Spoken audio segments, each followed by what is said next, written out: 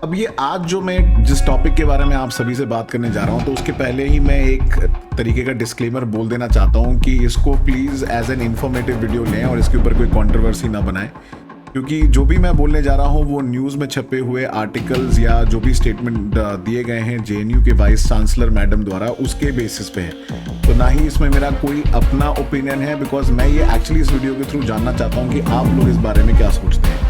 तो मैं बात कर रहा हूँ रिसेंटली हुई ये जो कंट्रोवर्सी है, जिसमें जेएनयू की जो वाइस चांसलर मैडम है श्री शांतिश्री धुलीपड़ी पंडित जी, तो उन्होंने एक बड़ा कंट्रोवर्शियल स्टेटमेंट दे दिया है। और वो लेक्चर एक्चुअली डिलीवर कर रही थी, doctor Ambedkar lecture series organise किया गया था डॉक्टर बाबा साहब अंबेडकर के रिमेम्बरेंस में।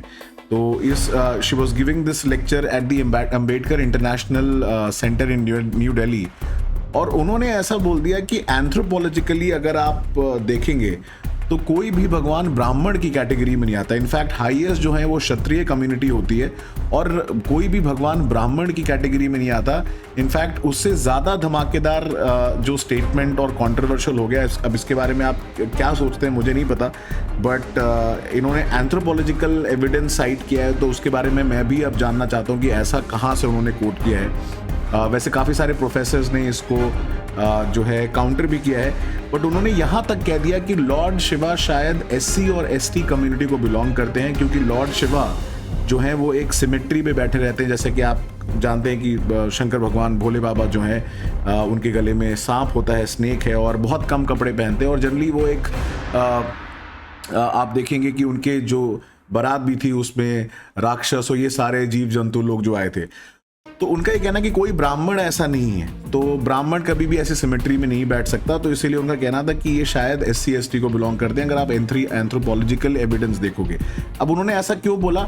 वैसे तो वो बात यूनिफॉर्म सिविल कोड को इम्प्लीमेंट करने की कर रही थी, कि उनका ये कहना था कि मनुस्मृति में अगर आप ध्यान से देखेंगे तो महिलाएं जो हैं एक्चुअली कभी भी अपर कास्ट को बिलोंग नहीं करती थी, और कोई भी महिला ये क्लेम नहीं कर सकती वो ब्राह्मण कास्ट को बिलोंग करती थी।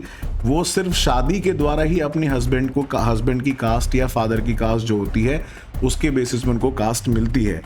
तो वो यहाँ पे एक पॉजिटिव एस्पेक्ट बताना चाह रही थी कि यूनिफॉर्म सिविल कोड अगर अप्लाई करेंगे तो सभी धर्मों के लिए, रिलीजन के लिए बेहतर होगा। बट शायद उसका कहने का तरीका जो है वो शायद थोड़ा कंट्रोवर्शियल हो गया, क्योंकि उन्होंने इनका भी रेफरेंस दिया कि जैसे लॉर्ड जगन्नाथ हैं, उनके ट्राइबल ओरिजिन्स हैं। तो in fact she also coated Gautam Buddha, वो जो वन ऑफ द फर्स्ट थे जिन्होंने डिस्क्रिमिनेशन के बारे में सोसाइटी में इसके बारे में बात की। तो ये पहली कंट्रोवर्सी नहीं है जिसमें जेएनयू की वाइस चांसलर मैडम फंसी हैं। इसके पहले जब वो सावित्री भाई फूले पुणे यूनिवर्सिटी में एज अ प्रोफेसर थी, तो उनके ऊपर कुछ करप्शन के एलिगेशंस भी लग चुके हैं। और उसके अलावा रिसेंटली फरवरी में भी उन्होंने कुछ ट्वीट्स दिए थे कंडेमिंग महात्मा गांधी असैसिनेशन, और इससे रिलेटेड कुछ चीज़ें उन्होंने बोली थी। खैर बहरहाल हमें उन सब चीज़ों में नहीं पढ़ना है, मेरा सिर्फ यहाँ पे काम था कि आपको ये इन्फॉर्मेशन पहुँचाना।